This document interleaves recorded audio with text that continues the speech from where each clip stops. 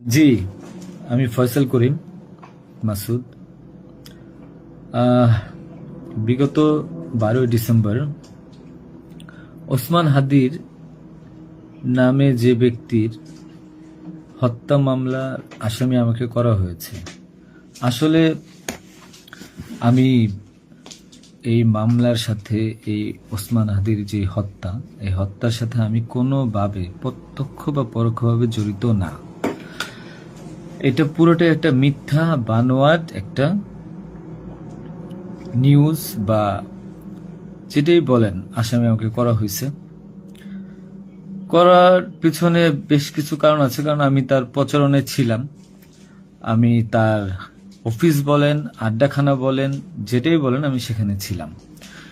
সেখানে থাকার পিছনে মূল কারণটা হলো, আপনারা জানেন যে আমি অ্যাপেল সফট আইটি নামে একটা প্রতিষ্ঠানের মালিক।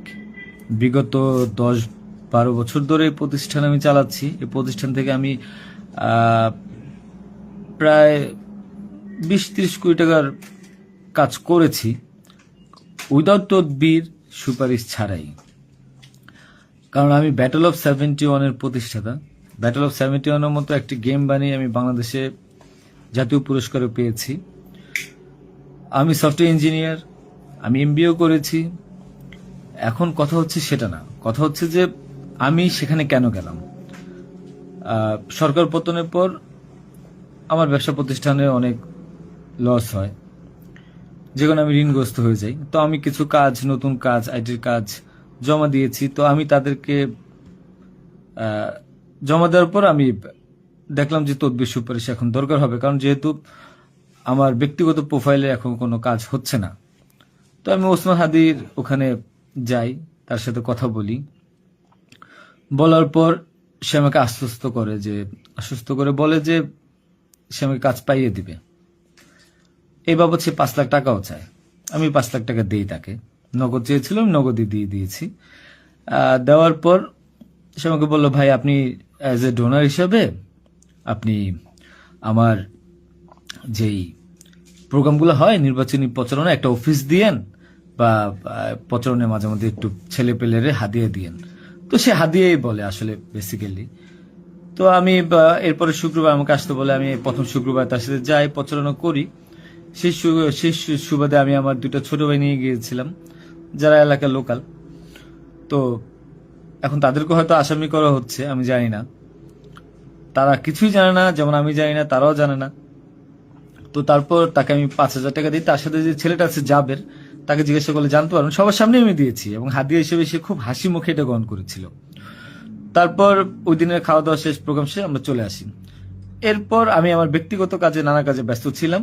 হাদি একদিন ফোন দিয়ে আমাকে বলে, ভাই 16ই ডিসেম্বর আসছে, আপনার সাথে কিছু কথা আছে, আপনি আসেন। তার হোয়াটসঅ্যাপ মেসেজটা চেক করে দেখলে জানতে পারবেন। আমি কিন্তু তার নেক্সট শুক্রবার দিন, মানে আমি বৃহস্পতিবার দিন আমি কিন্তু যাইনি। সে আমাকে ফোন দিয়ে নিয়েছিল যে আপনি আসেন, এসে আপনি দেখেন যে আপনার সাথে কিছু কথা আছে, আপনার কাজটার বিষয়ে কিছু কিছু কথা আছে, আর আমাদের 16ই ডিসেম্বর প্রোগ্রামে আপনি একটু হেল্প লাগবে। তো আমি যাই। সাথে আমার বেসিক্যালি আমি বাইক চালাইতে পারি না, সেজন্য আমার যে বাইক, সেই বাইকের একজন চালক ছিল, ওটা আমার খুব ক্লোজ ছোট ভাই, আমার খুব স্নেহের, আলমগীর। এবং তাকে নিয়ে যাই সাথে করে। যাওয়ার পরে তার সাথে আমি, পতাকা হবে 35 ইঞ্চি, 40 ইঞ্চি, 18 ইঞ্চি, এগুলো জাবেরকে জিজ্ঞাসা করলে পাবেন, তার সাথে লোক, তাদের সবাই যারা ছিল ওই সিসি ক্যামেরা যাদেরকে যাচ্ছেন সবাইকে জিজ্ঞাসা করতে পারেন। এবং তাকে 250 গেঞ্জি বানিয়ে দিতে হবে, এই জন্য কত টাকা লাগবে ডিটেল। এবং ঘটনার দিন আমাকে সে রিকোয়েস্ট করে, আজকে যারা এই যে আপনারা দেখছেন হাজার হাজার লোক, শত শত লোক, হাদির তো এত লোক ছিল না, কারণ সে আমাকে নিজেই রিকোয়েস্ট করেছিল যে ভাইয়া আপনি আমাকে 5-10টা পোলাপাইন দিয়েন, আর 16ই ডিসেম্বরে 50টা ছেলে পেলে দিয়েন, যেন আমার পতাকাটা ধরতে পারে, আমার প্রোগ্রামটা সাকসেস করে দিতে পারে। তো দেখেন, তো ওই জায়গায় আমি তাকে আশ্বস্ত করি, ঠিক আছে আমি চেষ্টা করব।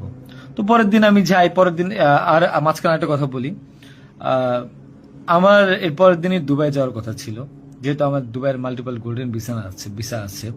আমি এর আগেও দুবাই গিয়েছিলাম। তো আমার একটা কাজে দুবাইয়ের কিছু প্রোডাক্ট কেনার কথা ছিল। তো আমার টিকিটটা আমি ওই দিন ক্যান্সেল করাই, যেহেতু সে রিকোয়েস্ট করেছে, পিছায় দিই। তো সেই বাবদে যেহেতু 10টা বাজে প্রোগ্রাম, তো আমি ভোরবেলায় বের হই, আলমগীর আমার বাসায় ছিল। আর আমার ওয়াইফ, বাচ্চা যেহেতু নরসিংদীতে থাকে, 5ই আগস্টের পর তারা ওখানে সেটেল করে দিয়েছিলাম। তো থাকার পর সুবাদে আমি আমার বোনের বাসায় উঠেছিলাম। আমি কিন্তু অন্য কোথাও যাইনি, আমার বোনের বাসায় উঠেছিলাম ওদিন রাতে। তো ওই বাইক নিয়ে যাই, যেহেতু বাইকটা আমি কিনেছি। তো নাম রেজিস্ট্রেশন হয়নি। তো আলমগীর বাইকটা চালায়, আমাকে নিয়ে যায়। তো ভোরবেলা আমরা একটা উবার ডাকি, উবার ডেকে আমরা একটা রিসোর্টে যাই। এটাও সত্য, ওই রিসোর্টে যে মেয়েটা ছিল, ওই মেয়েটা বেসিক্যালি আলমগীরের গার্লফ্রেন্ড। কারণ আলমগীর আমি দুবাই চলে যাওয়ার পর সে যেহেতু এলাকায় থাকতে পারছিল না, তার একটু বাইরে থাকতে হবে। তো ওই মেয়েটা তার কাছে একটা হেল্প চায় বাসা ভাড়ার জন্য। তো আলমগীর তার গার্লফ্রেন্ডকে হেল্প করার জন্য বলে, ঠিক আছে তুমি আজকে দেখা করো, আজকে আমাদের অনেক কাজ, তোমার সাথে আমি পরে দেখা করতে পারবো না। তো আলমগীরের সাথে আমি যাই, যাওয়ার পর 8টা-9টার দিকে আমি আবার চলে আসি, কারণ আমার এই টিকিটটা ক্যান্সেল করতে হবে। আবার হাদির প্রোগ্রামে যেতে হবে, ছেলে পেলেও নিয়ে যেতে হবে। তো আমি প্রিপারেশন নিয়ে সকালবেলা চলে আসি। আসার পর এখানে যে মেয়েটা গার্লফ্রেন্ড বানানো, মিথ্যা বানোয়াট একটা প্রচারণা, মানে এর চেয়ে লেম জঘন্য কোনো কিছু হইতে পারে না এই দেশে। মানে আমাকে আসামি করেছেন, ভালো কথা করেন, কিন্তু এইরকম মিথ্যা মানুষের কলঙ্ক দেওয়ার কোনো মানে নেই। সতরা জানেন, ওই মেয়েটা গরিব একটা মেয়ে, মেয়েটাকে ফাঁসাচ্ছেন, মেয়েটাকে দিয়ে যা মন চায় তাই বলান।